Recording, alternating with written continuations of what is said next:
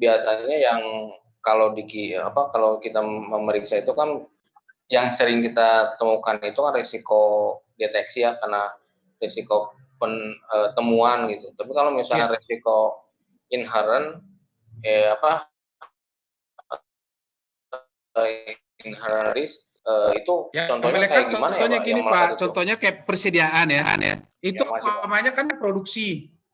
Itu kan pasti ada resiko bawaan, bahwa barang itu ada rusak atau apa. Jadi dia melekat gitu loh Pak. Jadi apapun itu akan ada resikonya gitu. Gitu. Jadi yang paling contohnya isi di situ. Jadi dia apapun yang terjadi dia akan ada risikonya gitu.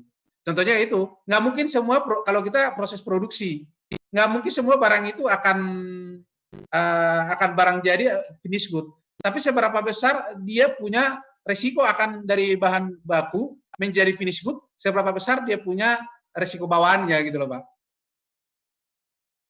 Jadi itu biasanya istilahnya suatu transaksi, kenapa? Dari saldo awal ya Pak. Biasanya kalau misalkan risiko, misalnya untuk persediaan itu biasanya dari saldo awalnya, saldo awal persediaan, kan persediaan ada saldo awal audit tahun sebelumnya atau tidak diaudit. Nah itu dari saldo awal, misalnya persediaan, terus kalau piutang juga kan risiko melekatnya itu dari saldo awalnya atau emang di current year-nya Pak? Atau di tahun berjalannya risiko itu? Resiko itu bisa terjadi di tahun berjalan ya. Namanya juga resiko. Jadi apapun yang terjadi dia akan ada resikonya gitu loh. Jadi contohnya ini gini, kalau kita berjalan apa sih resiko bawaannya? Kesenggol orang, tapi tetap ada risknya gitu loh Pak. Gitu. Jadi kalau kita bertransaksi kemungkinan ya di AR contohnya, resiko bawaannya kemungkinan ya nggak tertagih kan ada Pak. Gitu. Itu kan resiko bawaan gitu loh. Gitu. Kemungkinan gitu. Jadi itu udah bawaan. Kemungkinan orang nggak akan tertagih ya ada, tapi bagaimana memanage itu gitu. Ya kalau syukur-syukur umpamanya bisa ditagih, tapi secara kemungkinan resiko itu melekat bahwa kemungkinan tidak tertagih ada gitu loh Pak. Oke Pak, makasih Pak atas penjelasan. Jelas ya? Iya Pak, iya makasih. Oke, ada yang lain? Pak Agus Sulistyo atau dari teman-teman yang bisa membantu menjelaskan, atau ada Pak Agus Sulistyo bisa kasih penjelasan menjelaskan lagi seperti yang dibilang Pak Imam? Ya kalau saya sih mungkin sama sih Pak, semua itu ada resikonya sih, bisnis apapun sih setahu saya sih pasti ada kurangnya gitu, ada ininya, yang bawaan tuh pasti ada. Selama saya ngaudit nih pasti ada semua sih Pak kayak gitu. Ya, maksudnya Pak Imam kan ini contoh konkretnya seperti apa gitu. Contohnya kayak AR kemungkinan risiko bawaannya dia kemungkinan dia nggak tertagih, atau contohnya produksi kemungkinan ada yang rusak gitu. Jadi itu kan risiko bawaan gitu. Bukan risiko deteksi, tapi itu kemungkinan gitu akan ada gitu. Istilahnya risiko nggak bisa dihindari gitu.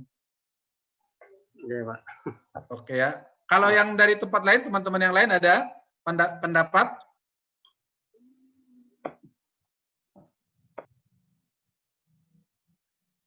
Nah, kalau ini sih saya mungkin daripada ini kolom ini saya jelasin aja ya mengenai strategi audit tahap awal. Jadi intinya kalau umpamanya kita punya pengendalian internal kontrol ya bagus, otomatis dia tingkat substantivitasnya kita adalah rendah gitu. Kalau pengendalian, jadi kita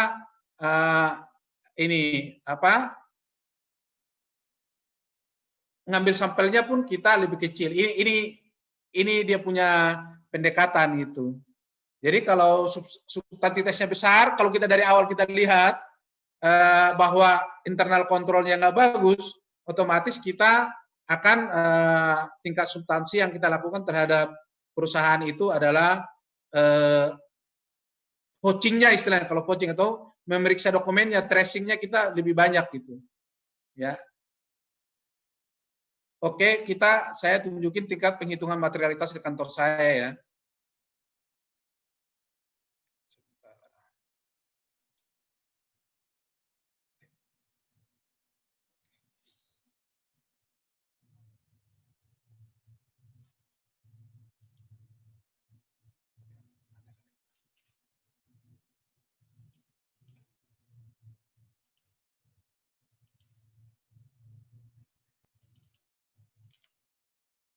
Oke. Bapak Ibu sekalian, ini kelihatan Pak ya? Halo? Kelihatan, Pak. Kelihatan, Nah ini. Pak. Nah, jadi kalau di kantor saya seperti ini cara ngitungnya nih. Jadi kita bisa berdasarkan revenue, bisa berdasarkan aset gitu. Jadi material basisnya. Jadi kita kasih tahu nih kalau dari revenue tahun berjalannya berapa nih gitu. Baru nanti reason kenapa kita pakai revenue. Ini tergantung jenis usahanya. Jadi kalau umpamanya perbankan atau manufaktur atau yayasan kita bedain nih apakah dari kita lebih condong dari revenue atau mau dari aset gitu. Baru tingkat presentasinya berapa? Kita udah ada rumusnya. 2% kita ambil. Jadi ada dasar-dasarnya di sini nih. Jadi ada nanti sih dia udah tentuin gitu. Kita pilih umpamanya berapa pendapatannya, nanti persentase daripada tingkat volatility-nya akan terhitung dikalkulasi oleh sistem gitu.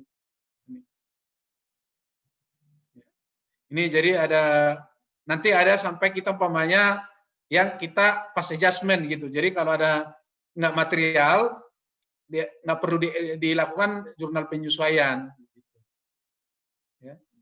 Tapi kecuali pajak, Pak. Maaf, Pak. Biasanya kecuali pajak, Pak. Pajak itu nggak kenal itu kecil apa besar, Pak. Tahu saya. Benar nggak, Pak, ya? Yang koreksi pajak, Pak. Koreksi pajak. Koreksi fiskal. Jadi tetap. Jadi kalau pajak, Pak. Koreksi pajak. Jadi gini, kalau dari saya sih namanya akuntansi, standar, kita bicara standar, tetap kita bicara adalah materialitas gitu loh. Kecuali kita bicara rule gitu, namanya tetap ada materialitasnya sih Pak. Sepanjang kita menurut kita nggak material sih nggak apa-apa gitu. Gitu. Biasanya sih saya semua sih Pak. Biasanya soalnya kan kadang partner saya biasa kalau pacar itu nggak ada apa ya namanya, nggak ada gede kecil gitu loh. Kalau nggak sama harus disamain gitu. Oh. Ya maksud saya gini, jadi tetap materialitas tetap berlaku sih Pak, maupun pajak atau tidak. Sepanjang umpamanya kliennya tidak mau melakukan adjustment, kita ngotot melakukan adjustment gimana? Contohnya PPh badan. Menurut kita segini, tapi menurut dia segini. Kita mau gimana? Larinya kan tetap kembali ke materialitas kan? Gitu. Nggak mungkin Bapak kualifikasinya dasarnya apa? Contohnya hanya selisih 200.000, 300.000, Bapak kualifikasi itu angkanya nggak mungkin kan? Gitu. Ya Pak Imam, ada masukan Pak Imam? Pak Imam Ginanjar? Gimana pengalaman Bapak? Menurut Pak Agus Listio, kalau pajak katanya harus di-adjust menurut partnernya beliau. Kalau menurut Bapak gimana Pak?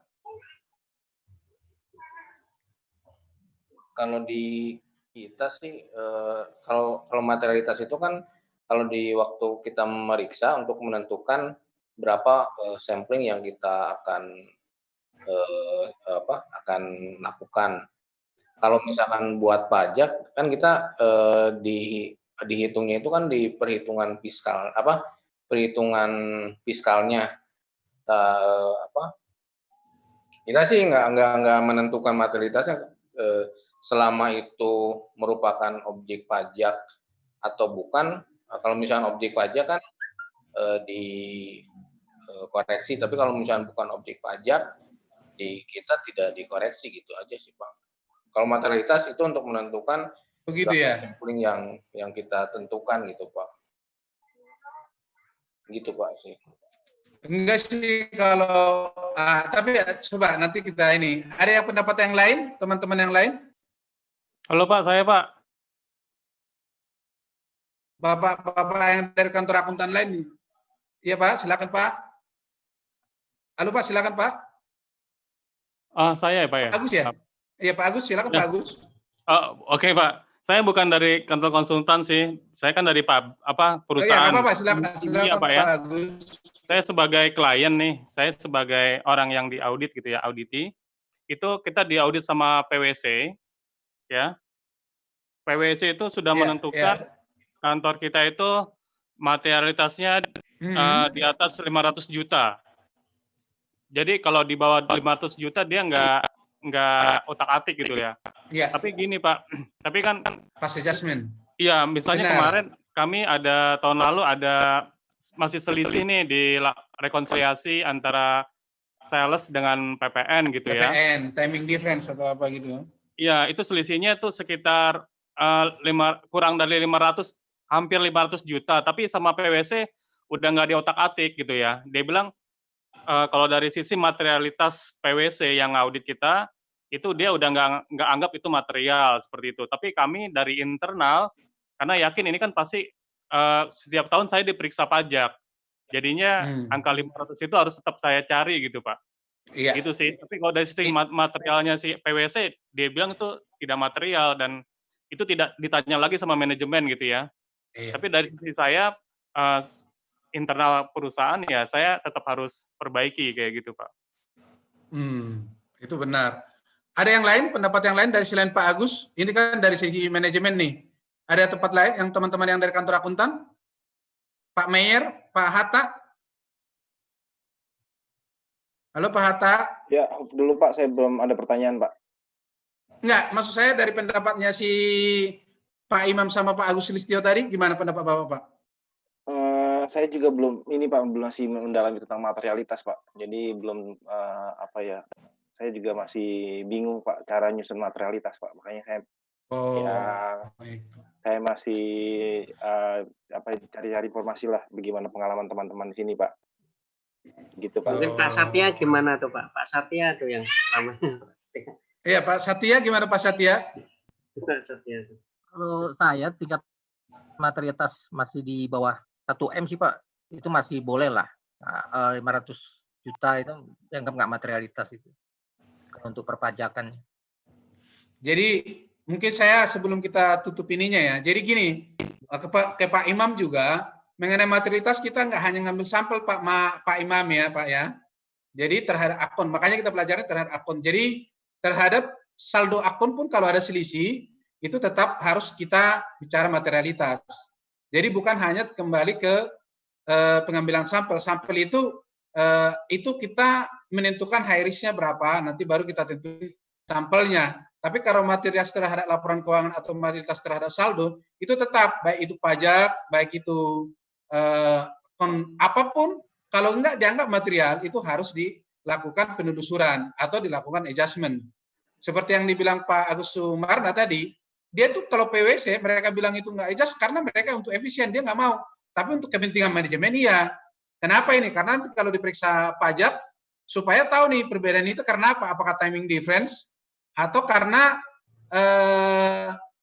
ada hal lain, mungkin belum di-invoice gitu, atau sudah di-invoice ada kesalahan invoice gitu. Itu harus ditelusuri. Itu untuk kepentingan internal bagus. Makanya fungsinya internal audit itu mereka nggak ada istilah materialitas kalau untuk internal audit, karena mereka sekecil apapun kalau nanti lama-lama kan jadi bukit. Tapi ya itu untungnya kita jadi auditor adalah ada tingkat materialitas. Jadi mau pajak, mau semua akun, makanya kita lihat kita akun tertentu tetap ada materialitas gitu. Kita lihat apakah pajak itu tingkat materialitasnya berapa. Jadi makanya ada materialitas terhadap akun laporan keuangan, ada materialitas terhadap akun-akun tertentu gitu. Contohnya bisa juga ditentukan materialitas terhadap akun pajak berapa, materialitas terhadap aset berapa, bisa kita tentuin gitu. Tapi tetap ada materialitas. Contohnya tadi kayak PPN, timing difference, kita minta saldonya selisih, kita nggak akan ditelusuri lagi. Atau contohnya saldo PPh 21, material apa enggak gitu. Kalau memang itu material karena memang dia kurang bayar, ya sepanjang enggak kalau klien yang mau adjust ya namanya adjustment klien gitu. Jadi istilahnya klien yang melakukan adjustment gitu. Jadi biarpun kecil ya Pak, ini supaya daripada ngotor-ngotorin pembukuan saya titip adjustment ya gitu. Tapi kalau secara auditor, kalau itu enggak dianggap material ya tetap bisa dipas gitu loh. Ya. Baik Pak, makasih Pak. Ada hal lain ya. Jadi kita mengenai materialitas seperti itu. Jadi kalau di kantor saya pendekatannya seperti ini. Ya itu kan masing-masing kantor berbeda ya. Jadi kita tentuin mau pendekatannya dari mana nih gitu. Jadi udah clear gitu. Jadi mana tadi yang seperti tadi, mana yang di pass adjustment gitu. Ada di sini ditentuin berapa kita yang akan dipas Oke, Bapak Ibu, kalau tingkat mengenai materialitas dan risiko kita sudah ini selesai, kita lanjut ke materi berikutnya, Pak ya. Pak, maaf Pak. Ya, silakan. Saya mau nanya Pak. Silakan Pak Satya. Halo. Kalau selain bertanya bisa juga sharing Pak ya. Karena ini Iya, semua Pak. di kantor akuntan bagi pengalaman lah. Pak, saya mau nanya, bagaimana Pak pandangan Bapak terkait misalkan materialitas untuk klien IPO, misalkan kan dia 3 tahun, ya. Iya. Halo. Nah, Iya, silakan, itu Pak. apakah itu materialitasnya kita bisa tentukan di satu current year-nya aja? Jadi current year-nya kita ukur materialitasnya 3 kali atau bisa kita ambil patokan materialitasnya aja Pak, per satu untuk 3 tahun? Bagaimana Pak pandangan Bapak Pak kira-kira? Itu tiap tahun kan kita mengeluarkan opini terhadap satu laporan keuangan kan? Iya Pak. Contohnya 3 tahun, tapi tiap tahun kan kita mengeluarkan opini tiap tahun kan? Iya Pak, benar. Otomatis tingkat materialitinya pun ya tiap tahun gitu. Kita harus memberikan materialitas terhadap, nggak mungkin dong 3 tahun kita ini kan, laporan keuangan kan tiap tahun, opininya pun tiap tahun kita berikan gitu. Oh iya. Ya. Baik Pak. Ada yang lain?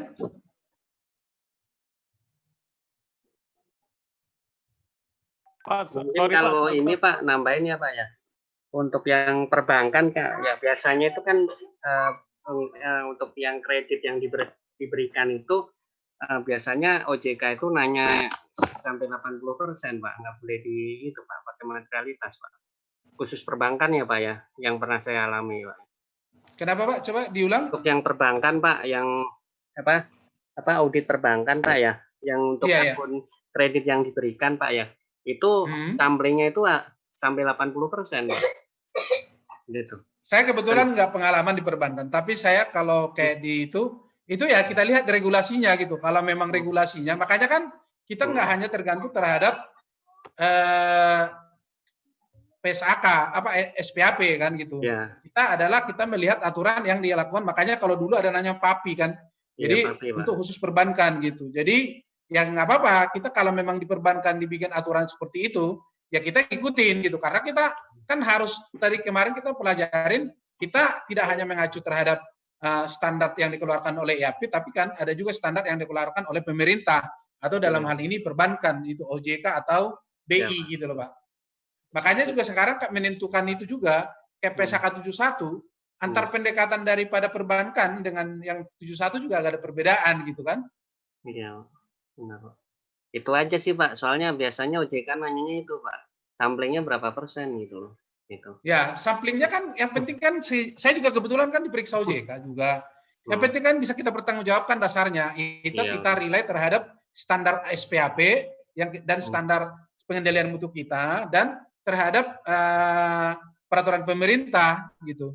Kebetulan kalau saya ngaudit sekuritas, ngaudit dana pensiun, jadi ya saya harus relay terhadap peraturan yang dikeluarkan oleh OJK yang berhubungan dengan kayak perbankan atau sekuritas, reksadana. Kebetulan kalau saya sekuritas, reksadana, dana pensiun masih saya pegang gitu. Jadi ada harus aturan-aturan dan reportnya juga kan berbeda. Beda ya Pak. Reportnya beda Pak, bentuknya beda. Ya, jadi maksud saya kita harus relay gitu loh, karena kita nggak hanya patuh terhadap SPAP kecuali dia perusahaan di luar public company. Perbankan termasuk public company itu, bukan perbankan, sekuritas itu kan termasuk public company yang di bawah pengawasan dari OJK kan, asuransi, dana pensiun gitu. Iya Pak.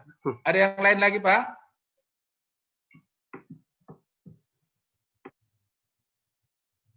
Ibu ini nggak ada yang ini nih, Ibu Mutiara atau siapa yang ibu-ibu? Ini masih bapak-bapaknya nih yang ikut diskusi. Halo, Ibu?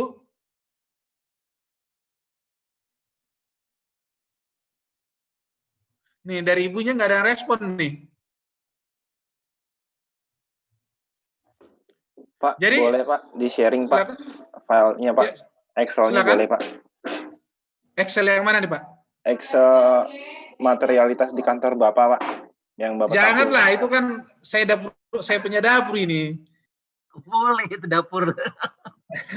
Ya, Kali biasanya aja tiap bisa. KP ada Iya sih. ya Pak. Ngintip-ngintip Pak dikit Pak. Ya nanti kita inilah ya. Biasanya tiap KP ada sih Pak. Iya tiap KP ada. Jadi kalau masing-masing kantor ada. Yang Ada Pak, ada.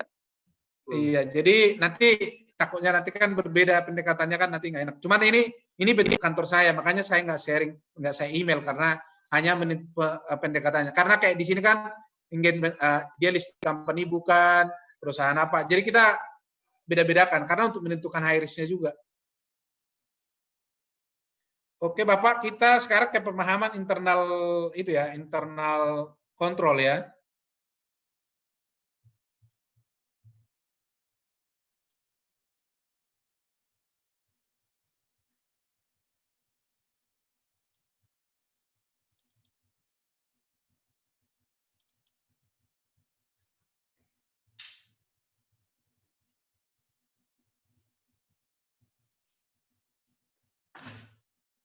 Bapak Ibu, ini pemahaman internal control udah kelihatan Bapak Ibu sekalian?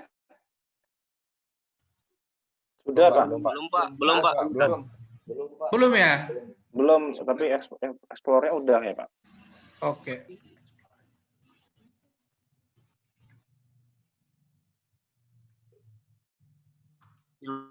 Loading kelihatannya Pak.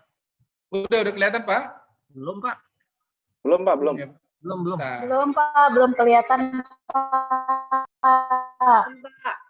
Masih loading kayaknya tuh Pak, masih loading. Loading Pak, sebentar ya Pak Satya ya. Loadingnya. Lola Pak, Lola itu. Oke.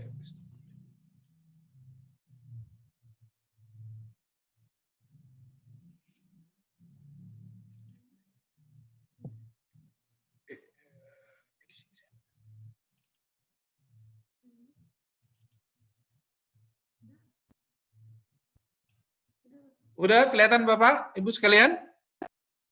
Belum juga ya? Belum, Pak. Belum Belum Pak. ya? Belum Pak.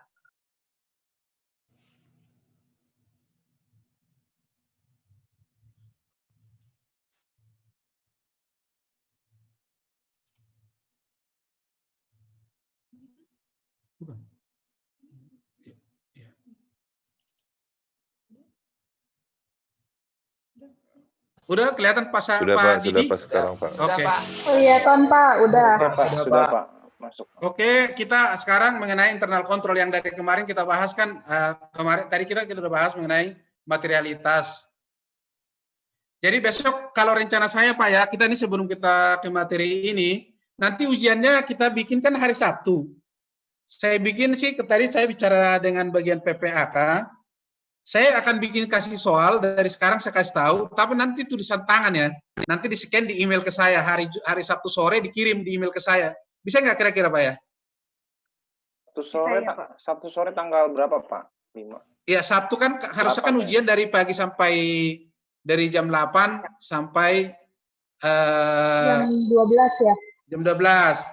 Nah, sekarang saya bikin nanti soalnya satu persatu akan saya keluarin hari ini. Tapi nanti ditulis tangan supaya maksud saya gini, nanti paling tidak dari 3 soal itu Bapak Ibu itu tahu nih bahwa ini penting, yang untuk paling penting buat seorang auditor itu apa aja sih gitu loh.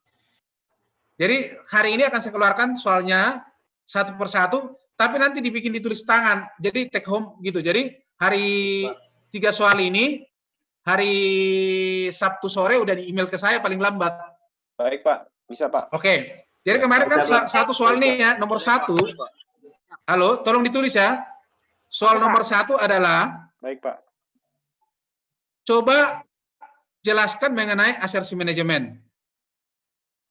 Ya. Ulangi, Pak. Coba jelaskan mengenai asersi manajemen dalam audit gitu. Yang kemarin saya jelasin yang completeness apa gitu. Nanti coba Bapak jelaskan aja gitu. Ada berapa itu? Ada 6 atau 5 gitu.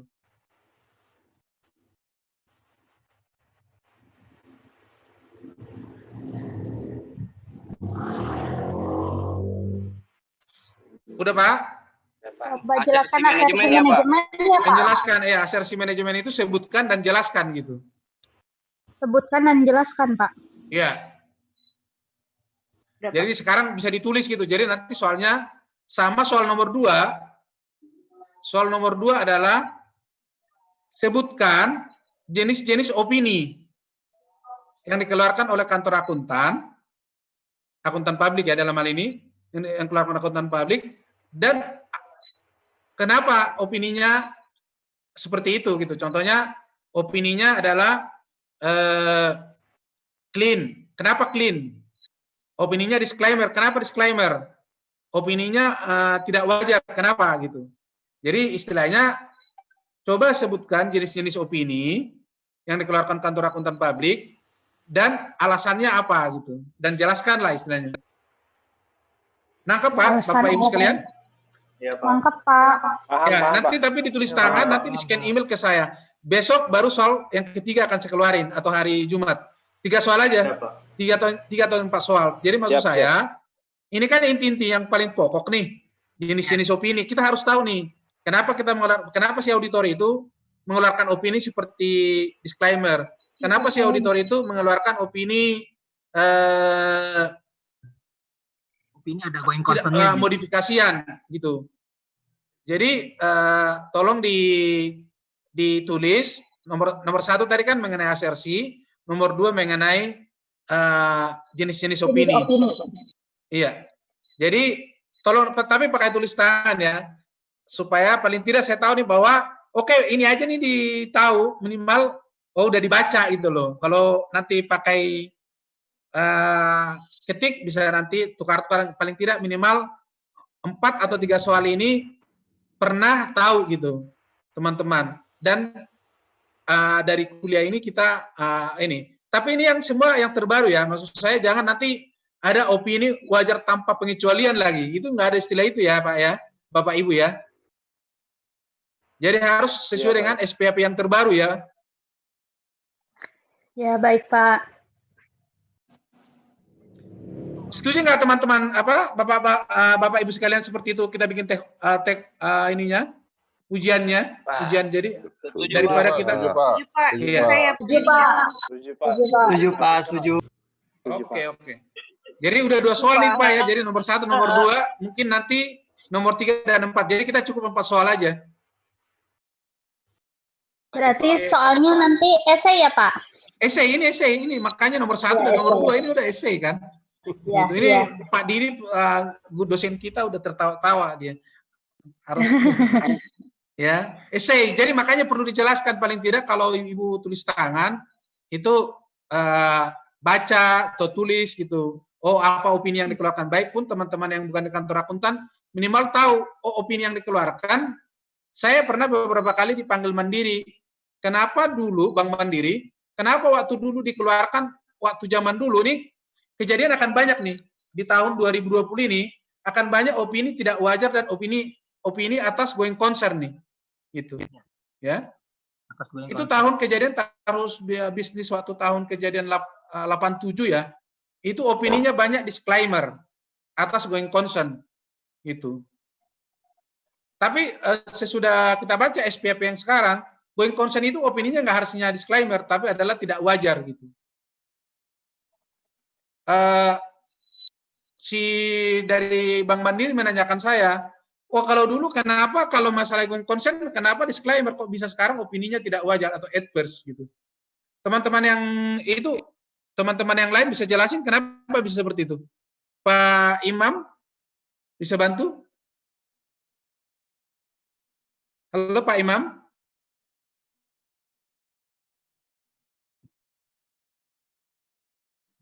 Atau Pak Satya?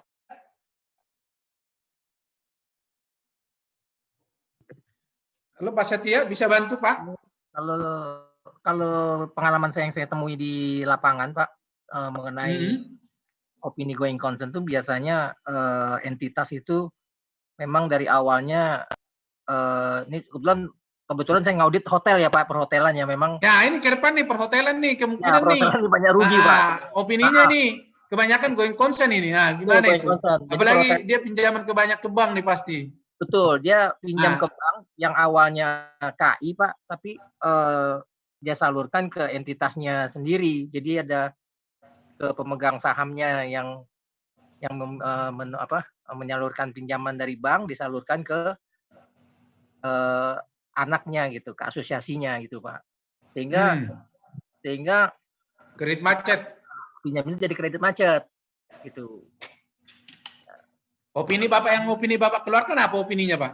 Going concern Pak, karena iya going concern dalam arti kan going concern iya. Tapi opini yang dikeluarkan apa gitu? Oh, tidak disclaimer wajar. Atau wajar atau modifikasi atau wajar dengan going concern gitu. Wajar dengan pengecualian. Oh, wajar dengan pengecualian ya. Kenapa Bapak pengecualian masih ada pengecualian? Kenapa nggak kayak adverse atau ke itu? Utang pegang saham. Kemungkinan masih bisa bayar atau kenapa? Oh, karena Bapak melakukan pengecualian karena dia meminjamkan tidak pada tempatnya itu aja atau masalah perusahaan tidak bisa berlanjut? Perusahaan tidak restruktur Pak akhirnya Pak. Perusahaan restrukturisasi dikeluarkan. Restrukturisasi dari bank. Tapi kalau umpamanya Bapak nih istilahnya ragu atas going concern-nya perusahaan, menurut Pak Setia yang dikeluarkan opininya apa? Opininya wajar dengan pengecualian. Wajar dengan pengecualian ya Pak ya. Oke. Kalau Pak Imam atau siapa lagi nih dari kantor akuntan yang lain? Pak Agus? Halo? Bapak Ibu sekalian?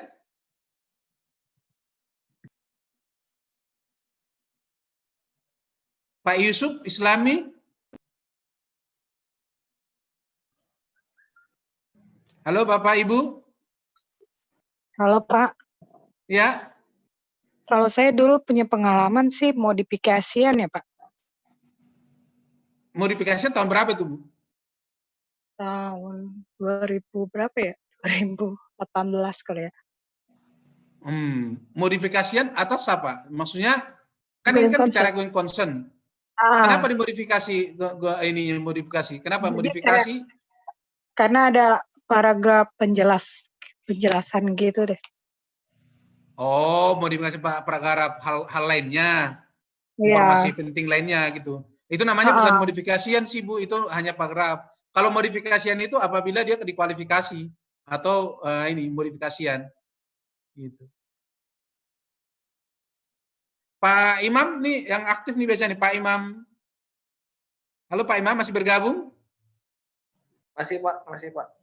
Menurut Pak Imam kalau umpamanya going concern-nya sih sebagai seorang auditor, kita udah analisa bahwa going concern-nya kita ragu nih nggak bisa berkelanjutan. Bapak keluarkan opininya apa Pak?